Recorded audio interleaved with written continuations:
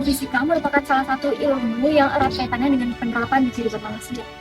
Penerapan ilmu fisika dapat diimplementasikan melalui teknologi seperti itu.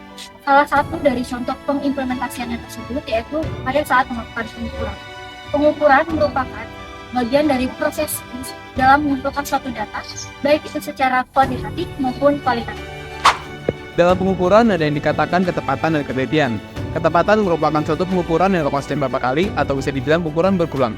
Dan pengukuran tersebut menghasilkan angka-angka yang sebenarnya. Maka pengukuran itu dapat dikatakan akurat. Sedangkan ketelitian adalah jika hasil pengukuran tersebut adalah presisi. Suatu pengukuran selalu disertai oleh ketidakpastian. Penyebab ketidakpastian antara lain NST, kesalahan kalibrasi, kesalahan titik nol, dan lain sebagainya.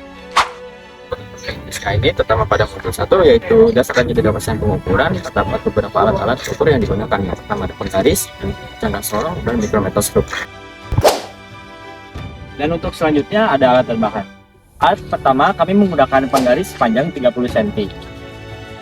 Cara kerja mistar ini adalah dengan menyajarkan benda pada penskalaan yang ada pada mistar. Kemudian, hitung angka yang didapat untuk mencari panjang, lebar, tinggi, serta diameter dari objek yang diamati.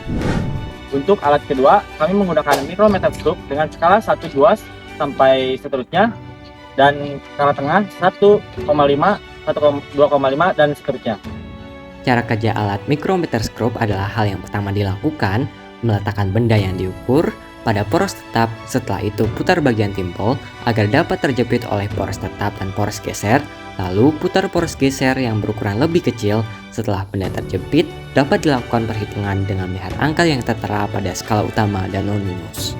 Dan untuk alat ketiga, kami menggunakan jangka sorong dengan tingkat ketelitian 0,05.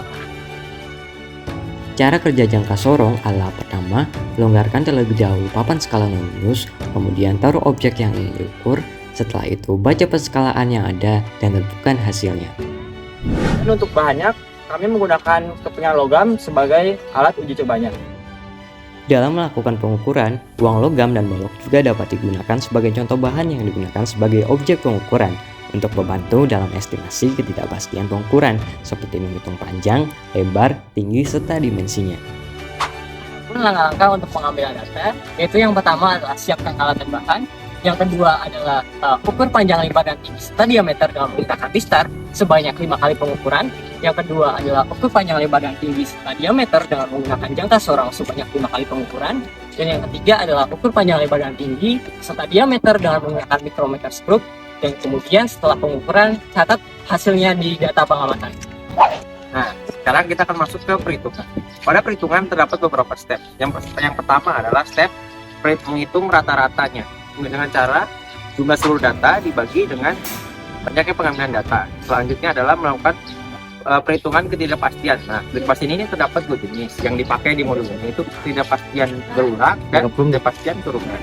Nah, untuk yang berulang dipakai maka data diambil lebih dari satu kali. Nah, rumusnya itu dengan akar N dikali sigma XI kuadrat dikurang jumlah seluruh data dikuadratkan per N kuadrat dikali N min 1. Nah, untuk yang besaran turunan ini dipakai jika terdapat perhitungan besaran pokok dalam rumus perhitungan. Dengan rumus akar dot Z per dot X dikali delta X dikuadratkan seluruhnya ditambah dot Z per dot Y dikali delta Y kuadrat. Di perangkapan itu mencari Rn dan Ks. Untuk mencari Rn sendiri rumusnya adalah ketidakpastian yang sudah tadi kita hitung dibagi rata-rata yang sudah tadi kita cari dikali 100%. Selanjutnya lalu sudah ketemu akan hasilnya Rn. Selanjutnya ada mencari Ks. Ks ini rumusnya adalah 100% dikurang Rn. Nah, angka terakhir atau langkah 4 adalah melakukan penarikan kesimpulan berdasarkan perhitungan yang sudah kami buat. Masih. Bentar dulu bang, kita belum selesai nih. Ada satu lagi, kita akan nampilin QR-nya. Mau tahu apa aja isi QR-nya? Ini dia. Berikut adalah AR dari bahan berupa koin.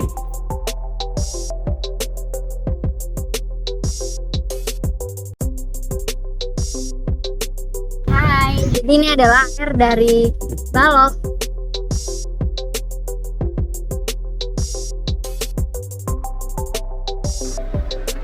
Untuk berikutnya yaitu AR dari Micrometers Group.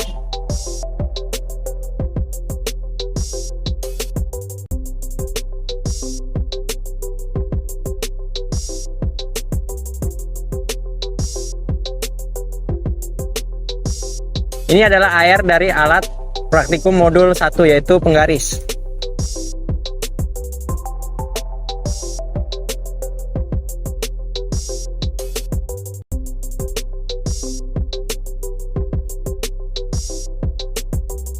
Berikut merupakan AR dari Jakasoro.